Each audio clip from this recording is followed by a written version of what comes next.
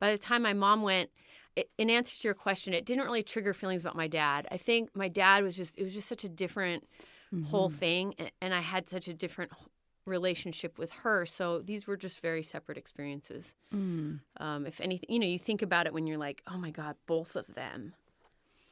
And you wonder some stuff about that. Like, whoa, that's weird, just like there's things you could think about. Dying of laughter. It's not funny. My mom has stage 4 cancer in her bones and in her breast. My dad's disease was 15 years, he died of ALS. I made a podcast about death, seemed like the thing to do. And if you're sad by all of this, well, you're gonna die too. Whoa, I'm super excited because, okay, I actually hate when people on Instagram or anywhere just say, hey guys, I'm so excited, so I'm gonna really try hard not to be that person. But what I am looking forward to, see what I did there, swapped out the phrases, is the Dying of Laughter podcast launch party and event tonight on Melrose Avenue in Los Angeles. I rented a pier space, y'all, did the whole thing, and I cannot wait for genetics counselor Erica L. Silver and actress, producer, and pre-viver Devin Seidel to be there and to chat with them and to talk to everyone about their breast health and genetic counseling decisions and how to move forward if and when you would like to. Some of you might be like, I don't even know what that means. I don't even know what you're talking about. Don't worry, I was that person up until very recently, and I look forward to sharing more about that in another episode. Today, I'm really looking forward to sharing the first interview ever. Wow. I'm sitting down with Courtney Lloyd. I sound so formal. Today, I'm so excited to share the very first interview with you with the very funny and fabulous comedian Courtney Lloyd. Ironically, we are not related, although my sister is named Courtney and I go by Chelsea Lloyd, so that's really insane. She opens up about losing both of her parents, which admittedly is something that I hadn't even thought that much about, which might seem weird because you're like, Chelsea, clearly you're like really into this whole death journey stuff. But just to imagine being without both of your parents is something really difficult. I thought it was a really beautiful interview to hear about what she went through and how she's doing now and how she's just so funny. You'll hear she has such infectious energy. And when I met her, I had no idea. So we'll hear her open up about losing one parent and then losing her second parent while she was getting her MFA at USC in the theater department. And I studied theater for undergrad. So anyone out there who's gone through college, university, or some kind of training program knows how much you're putting into all of that when you're there, and losing someone during that time is certainly difficult. And I could relate to that because even though I was an undergrad and she was in grad, see what I did there? I'm trying to be like, we're the same. I totally have an MFA. I don't, but going through a training program, and we were both at USC when we lost someone, is interesting. And I wanted to give some quick love to our reviewer of the week. This was a review on Apple Podcasts from J.L. Roy. It said, just listened to episode 1 and it was excellent. Can't wait to hear more. My mother-in-law recently passed from pancreatic cancer, and I'm interested in hearing other perspectives to see how she is thinking and to empathize more. I will be sharing this podcast with her in the future when she is ready to listen to something like this. Thank you so much. That was really nice of you to say, and I loved reading it. Okay, don't want to go on too much. Let's get to the interview, and I'll see you on the other side. Oh, I hate when people say I'll see you on the other side. I'm doing it. Okay, bye. Courtney Lloyd and I do a stand-up class together, and she's so hysterical. I can't even. I was so excited to see on her bio that you love Jonathan Van Ness, because I do too. God, I love that person. I'm liberated when I listen to him talk. I'm energized by the way he talks and what he talks about, his guests, the work on Queer Eye. I found just illuminating. Like when I watched season 1, I was like, this is what the world needs right now. So that guy's just an inspiration. Agree. Trifold. I actually impersonate him on Instagram. Oh, really? And I pose as pictures of him. I've done many photo shoots as him. I feel like you and I should just be doing a podcast episode with him right now. I'd like to manifest that we see him or do comedy with him. That would be pretty rad. To start these deep, awkwardly lovely, fabulous stories of our parents' lives, the first thing I like to ask is your goldfish moment. And what I mean by that is, do you remember as a child having a moment where someone or something died and having your first perception of what death meant to you? Goldfish moment. Did your goldfish die? Goldfish moment. Did it make you cry? I do, actually. And now this is a slight twist on that because it was actually a basket of strawberries that rotted in my bedroom. I know wait. but... Wait, no, I'm sorry. I just had no idea that that's what you... I know I seem too locked and loaded with that because I did not know this question was coming.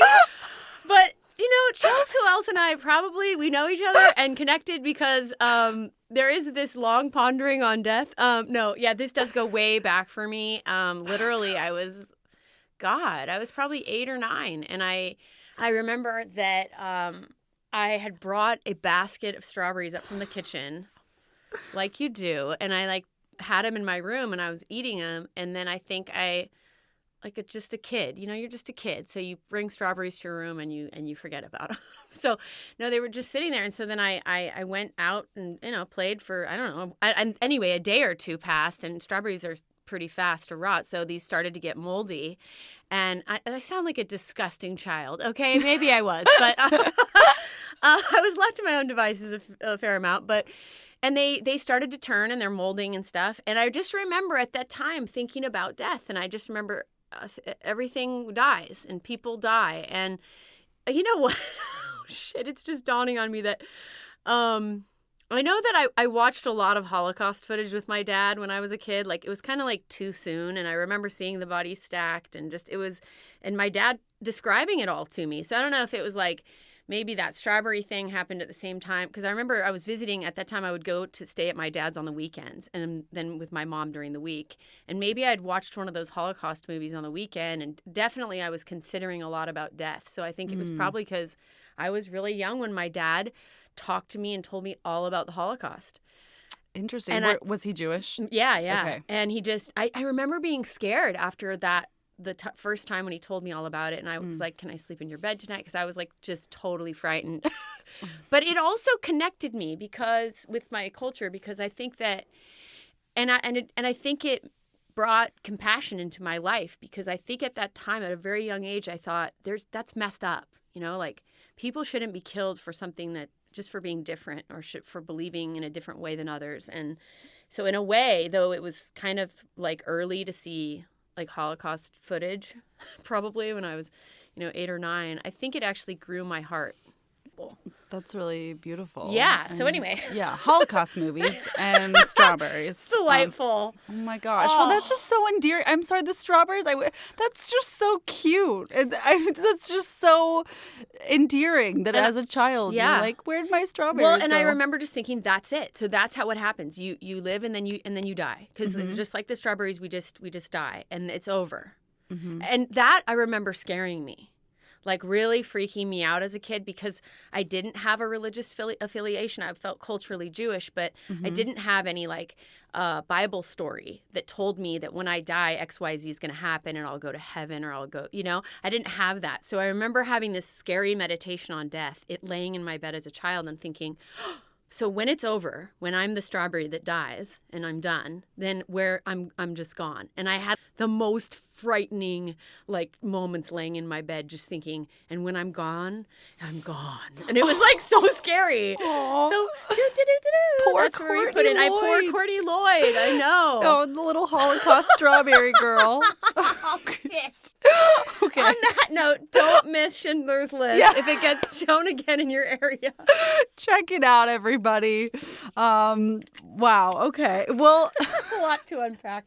Could we just elaborate on Nurse Ratched and what that meant? Nurse Ratched is a role that Courtney played in a production while studying for her MFA at USC, which is the time in her life that her mom died. So it will tie together. Trust me. Well, it's one of those really juicy, meaty strong female roles leads that you hope that you get to play in your lifetime. And I didn't think that I would get to play it this early in my life, because I guess I viewed that as just a part you'd play when you were older or something. And the company, they were just so experimental and hungry. So they basically were going to convert a warehouse into a psych ward.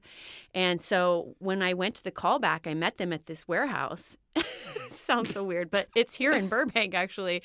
And they had yet to convert it. But I thought, wow, these guys are, thinking outside the box. And I just thought, I want to be a part of this interesting, immersive production.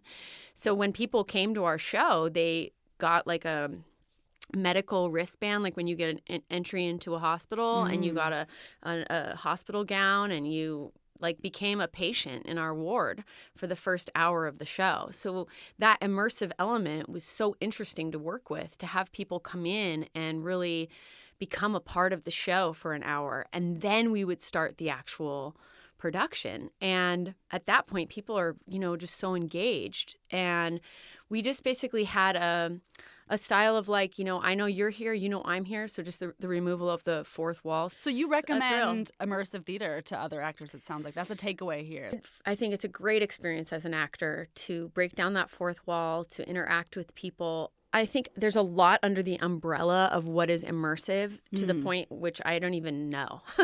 Right. So like, I don't know if I can say for sure every immersive show is going to have benefits like mine did, but I know for me that was huge. It wasn't without enormous both artistic challenges and personal, because, my mom during that time. So 3 weeks into rehearsal, my mom died.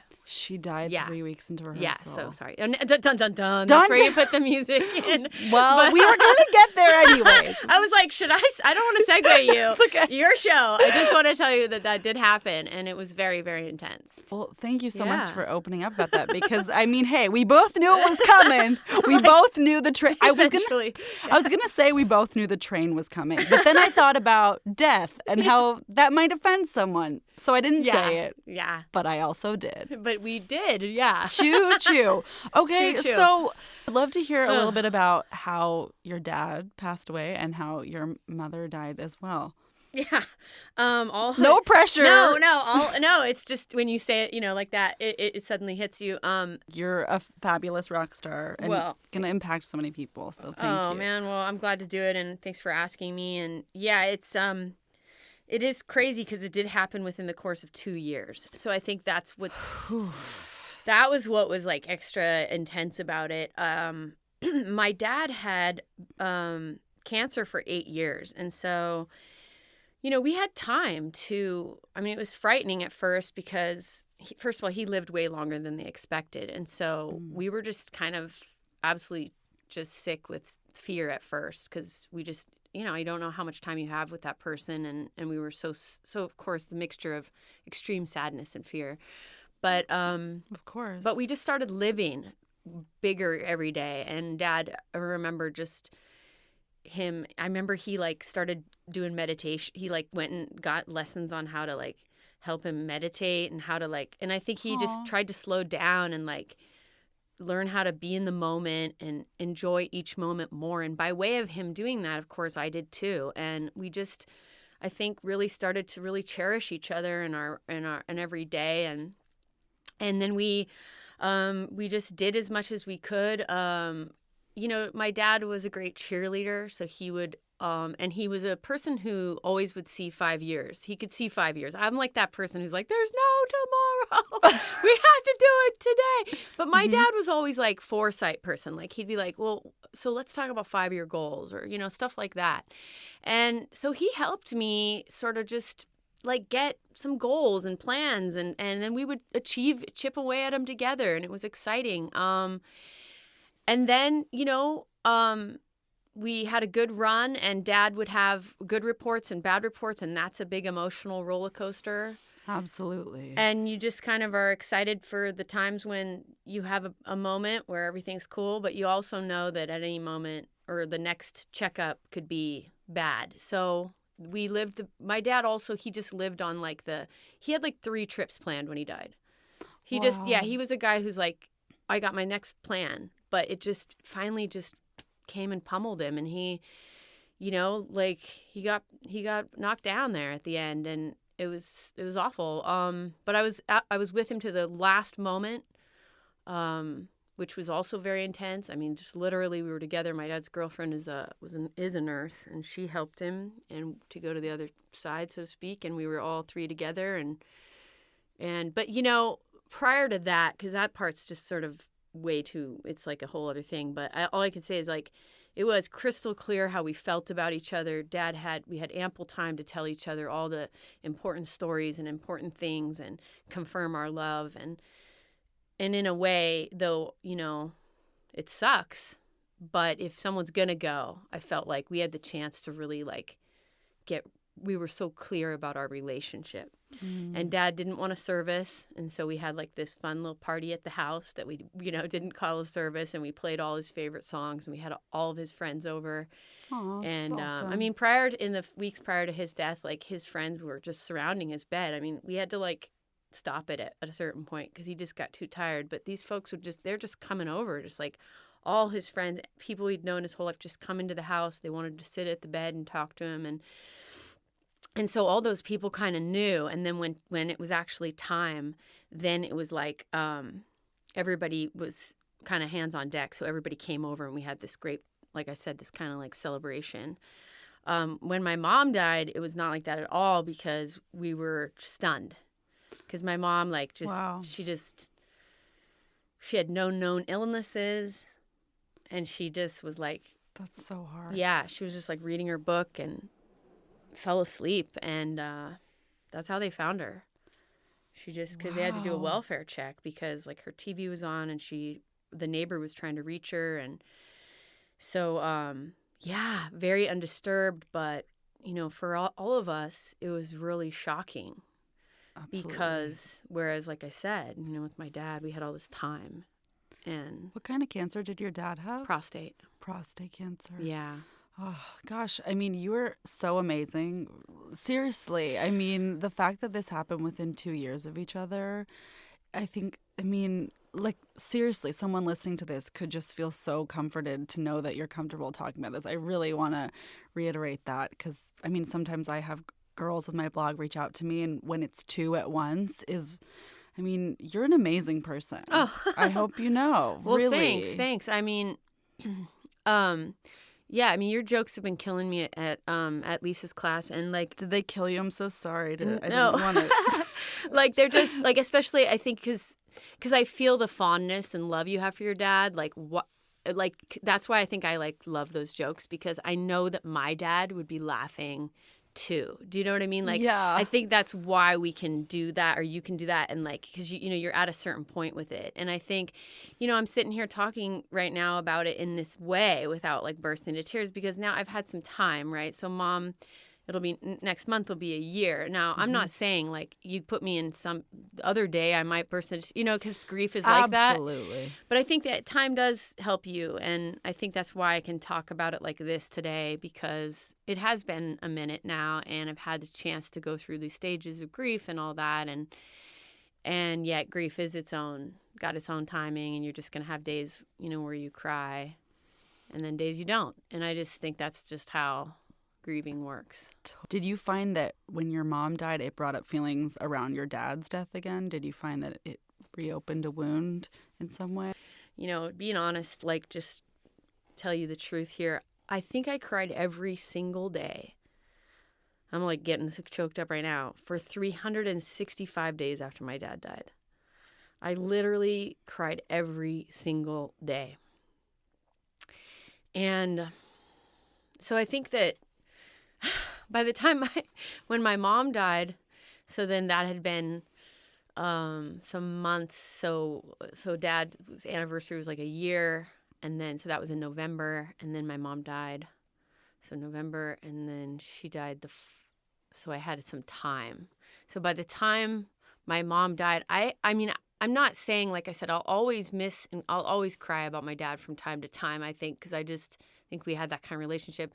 By the time my mom went, in answer to your question, it didn't really trigger feelings about my dad. I think my dad it was just such a different whole thing, and I had such a different relationship with her. So these were just very separate experiences. If anything, you think about it when you're like, oh my God, both of them. And you wonder some stuff about that. Like, whoa, that's weird, just like there's things you could think about. But man, mom was like a whole big bag of stuff, right? And it's just like totally separate than my dad. So I think that's why it didn't really trigger. It kind of like made me just kind of go, whoa. Hey, I wanted to pop in and take a quick break to let you know about something that has been super groovy. So I recently installed a water filter into my shower. So what that means is your shower head, you unscrew it essentially, and then you put a filter there, and then you put the shower head back on. The best thing I can compare it to is like a Brita. You know how you filter your drinking water? Well, you can filter your shower water as well. So I use the brand Fresh Flow. You can get it from their website or from Amazon. It's a 15-stage shower filter with powerful filtration. It removes chlorine, which leaves your skin hydrated by removing the chlorine, which can actually dry out your skin. And it also removes fluoride, which is proven to damage your thyroid gland, among other damaging effects. And it can attach to all shower heads. But if it doesn't do anything, I still think it's kind of fun. And there's that little feeling with yourself that's like, oh, I did something good for my body. I got it for $25 and it includes an extra filter. So that's $25 for the year to have clean water. That makes me feel like I'm doing something good for me. And if you're like me, once you purchase it, it will sit in your room for about 4 months before you install it, but eventually you will, and then you'll feel really good 4 months later. If you get one, let me know how it goes. Oh, look at all this stuff with my mom. Some stuff in relationship to my dad where you're like, dang, I don't know, like I recently moved all my mom's stuff from my living room to the garage. But before I did that, I wanted to go through it. Just see what's in there, see if there's anything that... What was that like? I think is it subconsciously? Like, I think I put it off for a little bit there. My brother dropped it off into my living room, and about a month and a half went by. And I just couldn't, and But then when I did, and I definitely had to sort of set aside time and be like, okay, today I'm going to do the project of taking mom's stuff from the living room to the garage. And I devoted a Saturday to it. I think it was last Saturday. Yeah, it was cathartic. It was important. I read her journals. Wow. Oh my goodness.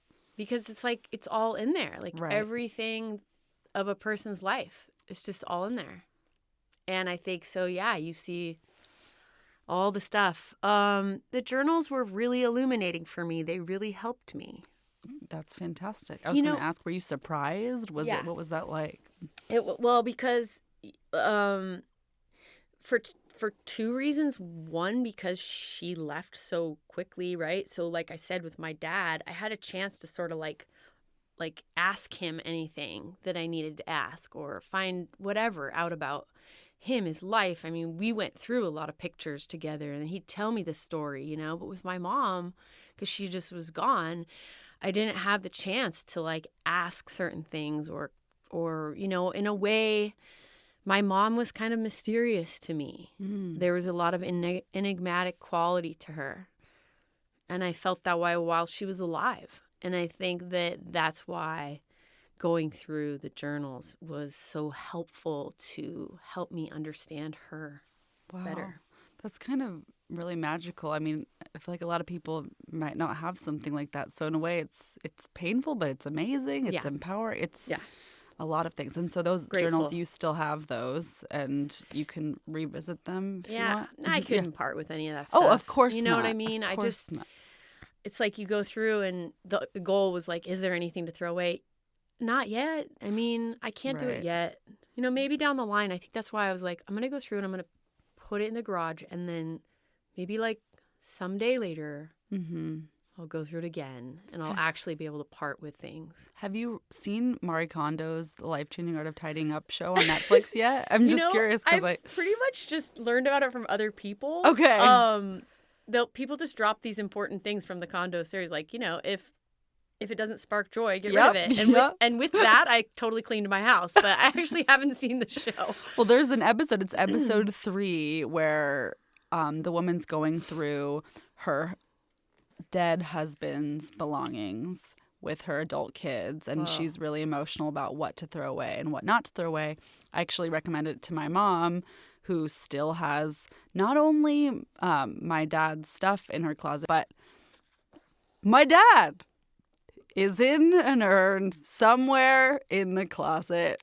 And Wow. I have to laugh about it because, I mean, that's uncomfortable, right? Right. And she's like, I don't know what to do, burying him, that's a big deal. Yeah, so I get that task at some point. Yeah. So I feel you. And my dad actually wrote a book about his life of living with ALS for 15 years. Wow. And I have not read it yet. Isn't that crazy? That's another story. Yeah, but you will. Like I read the first chapter. It Yeah. was amazing. And I was so emotional. I was like, this is my last piece. Yeah. But that's another story. There will be an episode about that. Okay. But we don't need to go there now. Yeah, for sure. So, so the journals, it's amazing. I mean, Yeah. it's just so, it's a lot to read something from someone Helped who's me no longer so here. much. Oh, that's so cool to So hear. much. So if someone's listening, hope they can find that helpful. Yes. So the 2 questions, and I'll let you choose which one you want to start with. What the most challenging aspect of losing your parents is, and the most perhaps uplifting or inspiring aspect of losing them. Absolutely. I would say the most challenging is, well, with my dad, we weren't like this during our whole relationship, but in the last, portion of our relationship, we did talk very frequently, almost every day. This would be, again, not the whole time, but and if we didn't talk every day, we talked, once a week or something. Did he live in LA?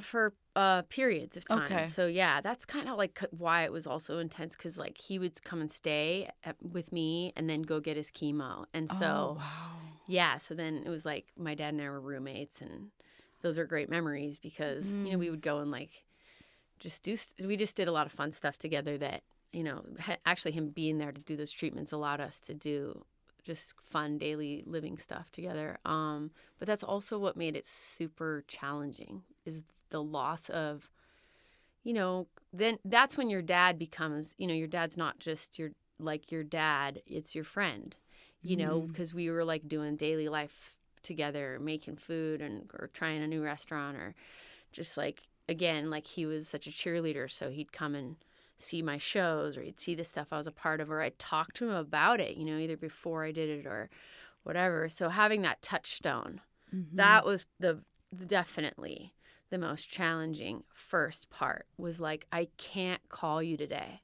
And I'd say that was the first initial most painful challenge with my mom too. That's like the moment when it hits you. You stop taking everything for granted at the moment you cannot pick up your phone and call them.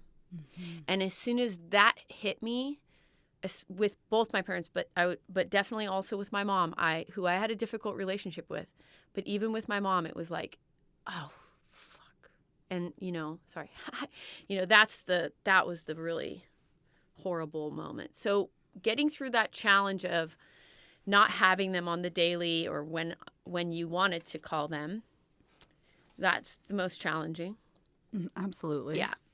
And then the most inspiring, the most it's kind of a weird question, like what's Yeah. inspiring about losing your, but something that you learned or are taking away. Yeah. Well, there is one. There is definitely one. There's many, but I would say that the most distinctive that's coming to my mind right now is this idea of when you are a little kid and you want your toy back.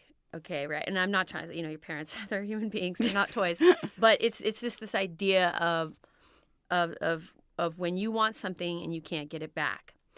And a lot of times, like if you're a kid, there'll be like different arrangements made, right? Like, well, if you do this, then you can get this back. Like if you lose a privilege or whatever, you do a certain thing and you get to see that thing again, whatever that thing is that you wanted or whatever. And I think that that's why losing our parents, or losing anyone, but because we're here talking about this, it's a rite of passage because it matures you because you can't get it back. So this idea that you can't get something back makes you grow up and realize that that's part of life. So death is part of life. And I think we always say that and we know that, but until you experience that, I think it just remains conceptual. But that's why it's, I don't know what I'm saying. Like it is that there is an inspiring takeaway because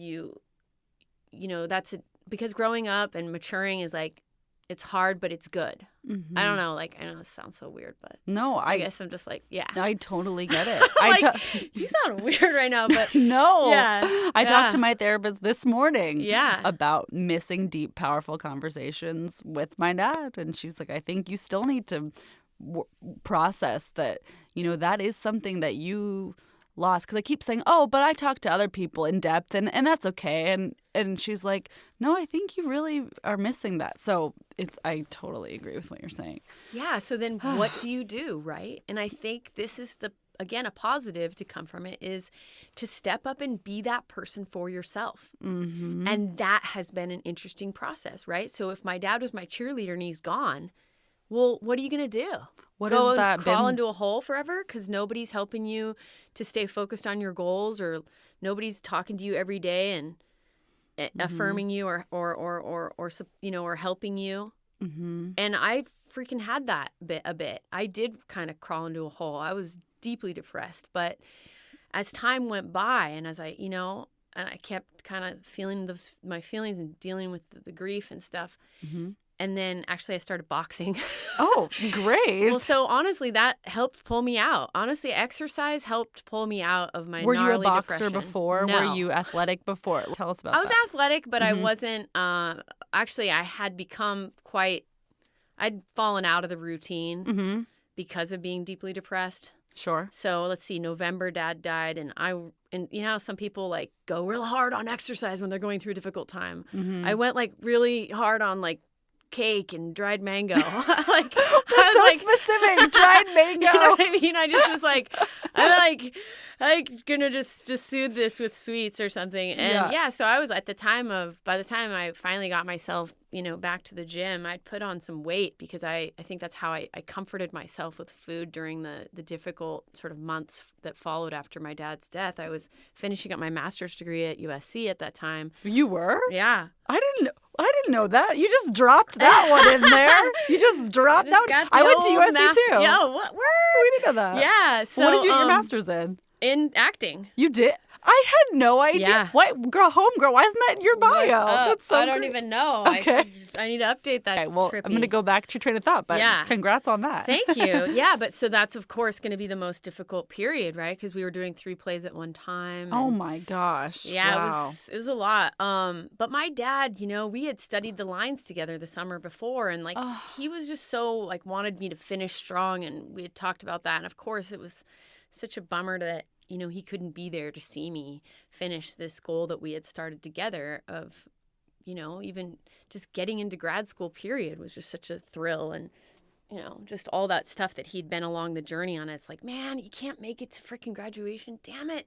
Not even the ceremony. I just wanted to come see the plays. Yeah. More than anything. And, but yeah, so of course I was kind of in survival mode at that point and got kind of again, like I said, dealt with it with food, but had a wonderful girlfriend who was always like, hey, man, you should come to my gym with me and da-da-da. And I was like, yeah, man, I should. But I just kind of didn't get there till I got there, which was not till, I guess, end of June. Mm-hmm.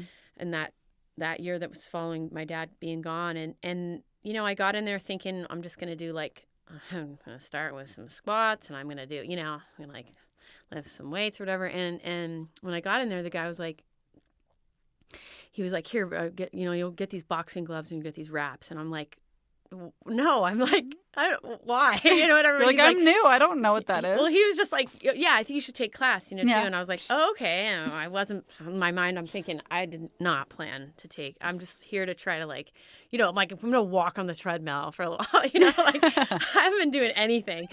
But I fell in love with these boxing classes. And man, they just pulled me out of my funk. And I'll tell you, sometimes I was just crying crying like while I was hitting that bag, but you're sweating so hard, so people don't really know that you're like. Oh my! Are you that's like perfect? That's perfect. Are you? Is she no, they would never know. I was just dripping sweat, but sometimes it was tears. But yeah, and it helped me process through actually a bunch of depression and grief, and I just hit that bag because our grief when we lose people, when we lose our people, it fucking makes you so angry, right? Mm-hmm. Like, I was so mad. I was so fucking mad for a while.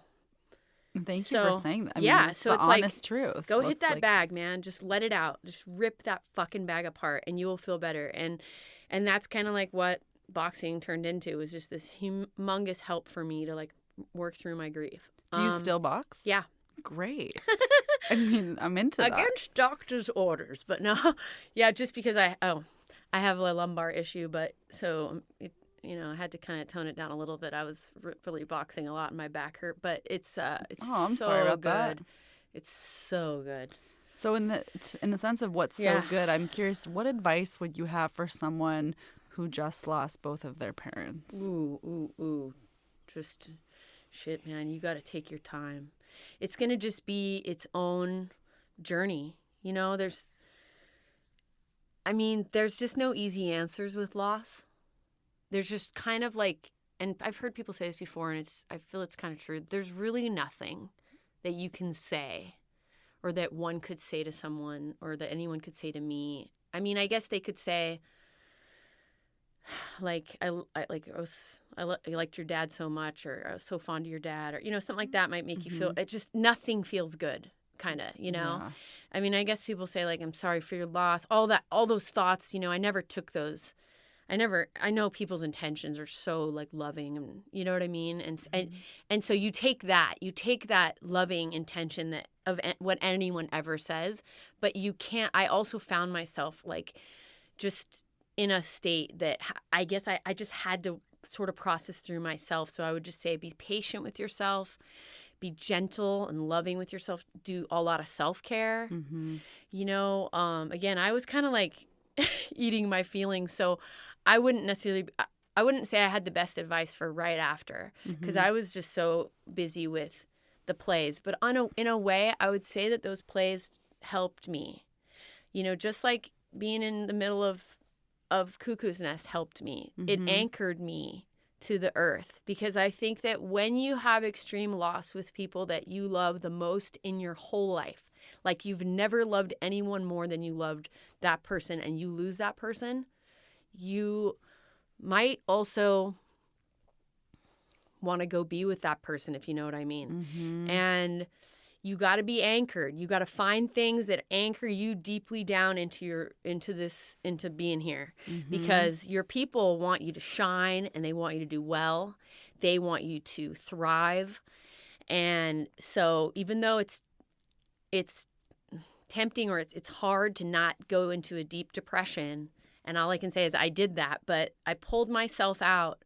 And I think that would just be my advice, is find something or be a part of something that, that I was already a part of the plays. There was no way around that, so to speak. I was inside of my master's degree, and I don't regret it. I mean, it was an incredible experience. It was also very challenging. And once it was over, I needed some time for myself to process through without that structure kind of coming in. Right. And then I would say find something that you love, dancing or boxing or swimming, whatever's going to bring you joy, singing. And maybe like, try something new. I love that you tried boxing and you didn't know that was going to be a thing for you. And that's so key, because your life is going to be so different after having had that person in your life and they're not there anymore. And it's almost like it's really helpful for paving your new path that you do something you've never done before. And I couldn't have really seen that coming. I didn't see that coming, I should say. But boy, I'm like so glad that I did it. It just ended up, because you know what? I met all these interesting people through boxing, through that gym I joined. Like through that gym, I met some amazing friends. That's awesome. Yeah. People who are part of my life now that I'm just so stoked are in my life. So that's incredible. Boxing got you out of your little box. Yeah, girl, it did. I don't think that was good. Let's maybe cut that, but hey, I said that. You can cut it later. And I love that you said the USC. That's so cool. I actually found out my dad died when I was on stage at USC. Oh, shit. It was, so we have a USC connect. I don't know. I For feel sure. connected to you USC even more. dad connection. What No, was I know. The DRC. What was that theater called? DRC. Oh, Massman? Was The it? Massman. Yes. I was in the Massman. Oh, my God, girlfriend. And I had my phone in my back crazy. pocket, and I told them if I performed, I have to bring my phone, and they let me. And then it was So I was. Whoa, I'm getting the chills on that one. That is gnarly. That's a whole other episode. Whole other episode. So yeah, but Tune USC in again. Yes. theater, and I love that your name is Courtney Lloyd. This is well, Courtney's laughing at me. Well, there's so many sister. connections because and you didn't know this either, but my sister's name is Courtney, but her last name is not Lloyd because I changed it when my dad died, so his name was Lloyd. Oh my God. So when I met you, I saw it in my class. Oh, there's a Courtney Lloyd. I was like, oh, I feel so connected to this person because my sister and my dad. So we're not related by blood, but we do share the same funny bone. Yeah, we do. You and girl. I. Yeah, yes, we do. Okay. Okay. A few more questions for you. Was there a particular book or film or show that you remember helped you through the tough times?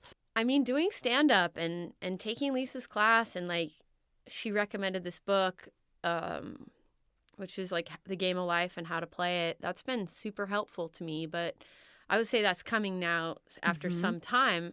It's definitely helping me, now. So I would say that's a good one. Yeah, just like positive thinking. I think even before Lisa's class or any of that, what I heard from my inner voice was do different things, like keep changing and doing new things that you've never done before, and your life is going to keep changing. And and this again was before I even took class. It was just the inner voice said that you can change your destiny. And of course I've heard that before, but I mean I think it just really strongly came from my inside that was whatever you want, you can make the life that you want. You write the book. You're the creator. That kind of thinking was flowing through me. I'm not even sure because I don't have a book to pin that on, but I know. I mean, I've read tons of self-help books just in my life, but I can't say that one book in particular. Recently, a friend of mine suggested several books on grief because he had also lost 2 family members, but I did not read. And even one of my dad's dear friends gave me a grief book. I never read it. So I can't say that I read a grief book. I think I was more immersed in my life, crying a lot, and then boxing. Hey, that's awesome. Because I'm sure that will resonate with a lot of people too. So I think that's great. Yeah. In fact, I have read no grief books. I mean, So, hey, I don't man, know. you're crushing. Good for you. Different things work for different people too. I just beat that bag. Just beat the bag. The Power of Now, by the way, is my favorite Okay, book. great. And it's actually not about grief. It's just about living in the present moment. But it is a book that a lot of people read when they're going through grief, but it's not at any point addressing grief specifically. So I'll send you a link to that one. But yeah, I also haven't read tons of grief books. So hey. Yes, Eckhart. Eckhart. I've listened to him. Yeah. Yes. Oh, you knew the author. Yes, Eckhart Tolle. You're a smart cookie, Dude, Courtney Lloyd. thank you. I like to end things on a lighter note. Is there a comedic moment that you remember around illness or death in some way, either related to your parents or otherwise? Is there something that sticks out that was funny or that was awkward? I mean, I got a new joke, but okay. because Schindelheim helped with this, but yeah, it's the one I've been saying in class, which was that, we did the Ashes at Sea ceremony for my mom this past weekend. It's okay. She died in March. It just took us a while to get our ship together. That's my little joke on Ashes at Sea and doing my mom's ceremony. It was incredible, but that's, That was perfect. I have to say, I mean, I love it. And what's next for you, Courtney Lloyd? What are you excited about? Anything you want to add? Last words of wisdom about life and where you're going? Yeah, I mean, I'm super pumped about comedy right now. I mean, first off, we have a great show coming up. I think all the women in our class are stellar, and we're gonna have a really fun night on Thursday night. Working on writing, and then my second short film got into the Hollywood Reel Independent Film Festival. Amazing. Again, so that's exciting because that's coming up this month. It'll screen. We also were an official selection of the California Women's Film Festival. So fantastic. That was exciting. So yeah, just lots of writing, and I just want to keep laughing. You're so funny, and your laugh is amazing too. So I'm so glad you said that. Seriously, in class, I cannot stop. I'm like, Courtney Lloyd is so funny. I love hearing you talk, and I love your comedy. Oh, thanks, Lady. And where Back can people? at you. Thank you. Yeah. And where can people find you online? My Instagram. I'm probably most active on Instagram. That's me. I love it. Perfect. And I will put it in the show notes as well so people Word. can look you up. Thank you so much, Courtney Yeah. Lloyd. You are so fabulous. Oh, I thank really you. appreciate your time. I feel energized. Is Heck that weird? yeah, Like, yes. that was sad, but now I feel happy. So I know. thank you. Good vibes. Yeah, totally. Thank you. Thank you for having me. I'm so glad we got to do this. What a treat. You're lovely. Courtney Lloyd, everybody. That's it. Bloopers, bloopers, bloopers, bloopers, bloopers. I'm going to start this off by reading your bio out loud. Word. I didn't even tell you that was happening, but I hope that's cool because here we go. Courtney Lloyd was recently in the critically acclaimed After Hours Theater Company's immersive production of One Flew Over the Cuckoo's Nest, where she played Nurse Ratched. The LA Times said Lloyd oozes fake compassion and steely manipulation. The show was nominated for 10 Stage Raw Awards. In addition to acting and stand-up, she voices dialogues for books. She sings, writes, directs, and produces short films. Her latest film, The Lemon Tree, was an official selection of the 2018 Hollywood Reel Independent Film Festival. She loves avocados, making power coffee, boxing, getting curious with Jonathan Van Ness, and most of all, waiting hand over foot on the mayor of Griffith Park, a.k.a. her dog, Ollie. What a bio, Courtney Lloyd. Woo! Intro and outro music is by Liz Full. The cover art is designed by Austin Ray, and the photography is by Naomi Christie. Produced and edited by your girl. That's right, it's an all-female team. Austin is a girl. Holla! Yodo, you only die once.